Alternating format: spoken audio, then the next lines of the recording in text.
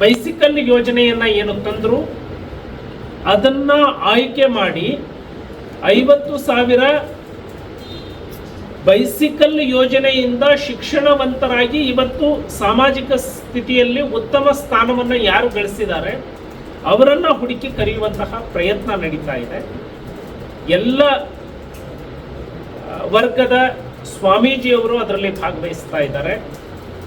ಯಡಿಯೂರಪ್ಪನವರ ಸಮಕಾಲೀನರು, ಅವರ ಜೊತೆಗೆ ಹೆಜ್ಜೆ ಹಾಕಿದವರು.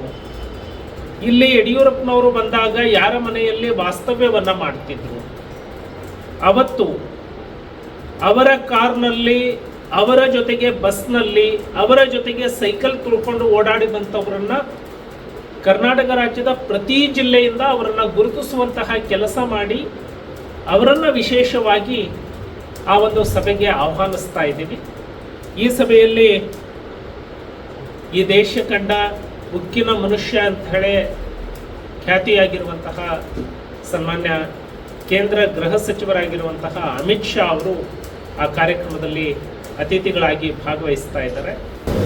ಈ ರಾಜ್ಯದಲ್ಲಿ ವಿಮಾನೋತ್ಸವ ಅಂದರೆ 50 ವರ್ಷ ಅವರು ರಾಜಕಾರಣದಲ್ಲಿ ಪೂರೈಸಿದ್ದಾರೆ.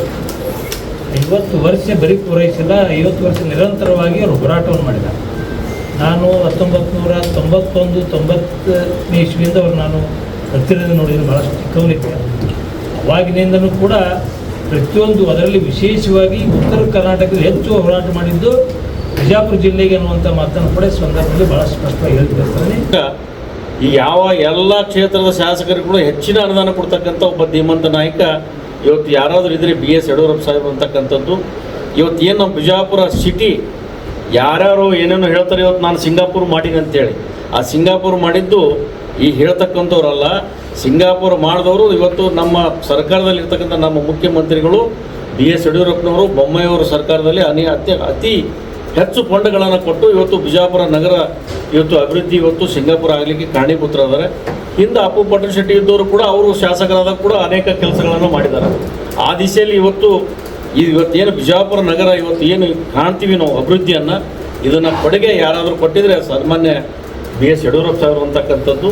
ಆ ದಿಶೆಯಲ್ಲಿ ಅತಿ ಹೆಚ್ಚಿನ ಸಂಖ್ಯೆಯಲ್ಲಿ 9ನೇ ತಾರೀಕಿನ ದಿವಸ ಬೆಳಗ್ಗೆ 11 ಗಂಟೆಗೆ ಬಹುಸಂಖ್ಯೆಯಲ್ಲಿ ಬಂದು ಆ ಕಾರ್ಯಕ್ರಮ ಯಶಸ್ವಿ ಮಾಡ್ಬೇಕಂತೇಳಿ ತಮ್ಮೆಲ್ಲರಿಗೂ ನಾನು ಕೈ ಮುಗಿದು ಪ್ರಾರ್ಥನೆಯನ್ನು ಮಾಡ್ಕೊಳ್ಳೋಕ್ಕೆ ಬಯಸ್ತೀನಿ.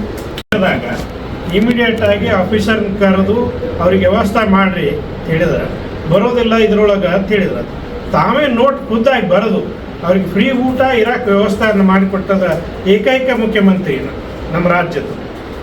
ಅದರ ಸಲುವಾಗಿ ತಾವು 9ನೇ ತಾರೀಕಿನ ಕಾರ್ಯಕ್ರಮದ್ದು ಇಲ್ಲಿ ಯಾರು ಬಂದಿಲ್ಲ ಅವ್ರಿಗೆ ತಿಳಿಸ್ರಿ, ಹೆಚ್ಚಿನ ಪ್ರಚಾರ ಕೊಡ್ರಿ ಅಂತ ತಮ್ಮಲ್ಲೆಲ್ಲರಿಗೆ ಕೇಳ್ಕೊತೀನಿ. ನಾಗಠಾಣದಿಂದನೂ ಹೆಚ್ಚಿನ ಸಂಖ್ಯೆಯಲ್ಲಿ ಬರ್ತಾರೆ.